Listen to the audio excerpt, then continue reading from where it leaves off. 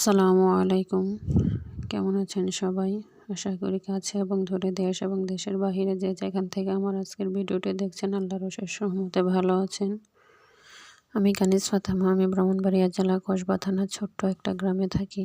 আমি আপনাদের মাঝে নতুন, তো শুরুতে আমার ভিডিওতে অনেক ভুল ত্রুটি হতে পারে। আশা করি সবাই ক্ষমা সুন্দর দৃষ্টিতে দেখবেন। যেখানে আমার ভুল দেখতে পান, আশা করি সবাই আমার ভুল ধরিয়ে দেবেন। আপনারা যদি আমার ভুল ধরিয়ে দেন। আমার এক ছেলে এক মেয়ে। মেয়ের বয়স 6 বছর আর ছেলের বয়স 15 মাস। মেয়েটা হিফজখানায় পড়ে, তাই ফজরের পর উঠতে হয়। ঘুম থেকে উঠে নামাজটা শেষ করে সাথে সাথে রান্নাঘরে চলে আসে ওর জন্য নাস্তা বানাতে। আজকে নাস্তায় তেমন কিছুই দিব না, ও কোকো ক্রাঞ্চ খেতে পছন্দ করে, তাই ওকে দুধ আর কোকো ক্রাঞ্চ দিয়ে দিচ্ছি। মাদ্রাসায় গিয়ে শুধু দুধটা মিশিয়ে সাথে খেয়ে নেবে। আসলে এত সকালে উঠে বাচ্চারা কিছুই খেতে চায় না, তাই নাস্তাটা মাদ্রাসায় দিয়ে দেই। মাদ্রাসায় গিয়ে সবার সাথে গল্প করতে করতে ও নাস্তাটাও শেষ করে ফেলবে। ওকে আসলে নাস্তা খাওয়ানো, যে কোনো খাবার খাওয়ানো ওকে অনেক প্যারা। ওর যেটা পছন্দ হবে ওইটাই খাবে, না হলে ও খাবার মুখের সামনেও নেবে না, এরকম একটা অবস্থা। ওখানে দিলে আবার দেখি সব কিছুই খাবার শেষ করে টিফিন বক্স একদম ফিনিশ করে নিয়ে আসে। এখন ওকে নিয়ে যাচ্ছে মাদ্রাসায়। আর প্রত্যেক দিন যাওয়ার সময় এই হাঁসগুলো এত পরিমাণে বিরক্ত করে, দেখেন কেমন করে হাঁসগুলো। তো মেয়েকে এখন গাড়িতে উঠাই দেব। সকালবেলা আমার এটাই হচ্ছে প্রথম কাজ, যে ওকে আগে মাদ্রাসায় পৌঁছায় দিয়ে আসা। ওকে গাড়িতে উঠিয়ে দিয়েছি, ও চলে যাচ্ছে। এদিকে আমি বাসায় এসে সকালে রান্না শুরু করে দিলাম। আজকে সকালে ভাত আর সিম ভর্তা হবে। মাটির চুলা রান্না আসলে অনেক স্বাদ, এই জন্য সকালে আমি মাটির চুলায় রান্না করি। সকালে না, সকালে এবং দুপুরে 2 বেলাই আমি রান্না করি। ভালো লাগলে আমি রাতের বেলাও করি, আমার সমস্যা হয় না। আমার অনেক ভালোই লাগে মাটির চুলায় রান্না করি। এখন সিম ভর্তা করার জন্য মরিচগুলো লবণ দিয়ে ভালো করে মেখে নিব।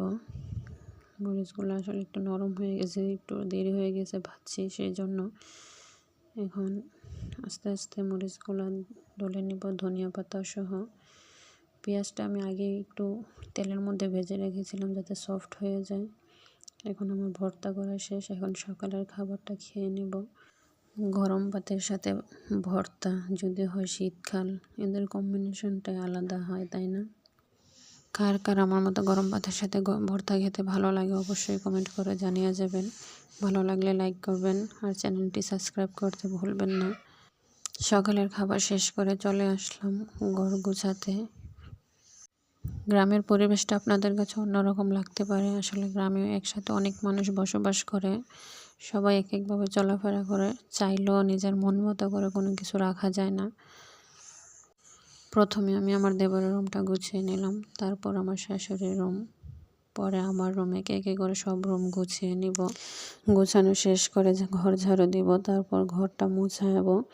পরে একেবারে দুপুরে রান্না করবে। আজকের দুপুরে রান্নাটা শেয়ার করলাম না, বিকেলবেলায় হাতে একটু সময় ছিল, তাই ভাবলাম চুলাগুলা লেপে দেই। কারণ চাল পিঠা বানিয়েছি, চালের আটার পরে চুলাগুলার একদম নাজেহাল অবস্থা হয়ে আছে। আমারও রান্না করতে ভালো লাগে না, তাই ভাবলাম একটু লেপে দেয়, আমারও রান্না করতে ভালো লাগবে, চুলাগুলো দেখতেও সুন্দর লাগবে। চুলাগুলো লেপতে লেপতে আপনাদের কাছ থেকেও বিদায় নিয়ে নিব। বিদায়ের সময় হয়ে গেছে। আজকের ভিডিওটা বড় করলাম না, কার কেমন লাগছে অবশ্যই কমেন্ট করে জানিয়ে যাবেন। আর কে কোন জায়গা থেকে ভিডিওটা দেখছেন অবশ্যই কমেন্ট করতে ভুলবেন না। আজকে আমার প্রথম ভিডিও, অনেক ভুল ত্রুটি হতে পারে, প্লিজ ক্ষমা সুন্দর দৃষ্টিতে দেখবেন। আপনারা যদি আমাদের ক্ষমা সুন্দর দৃষ্টিতে না দেখেন তাহলে আমাদের কে দেখবে বলেন?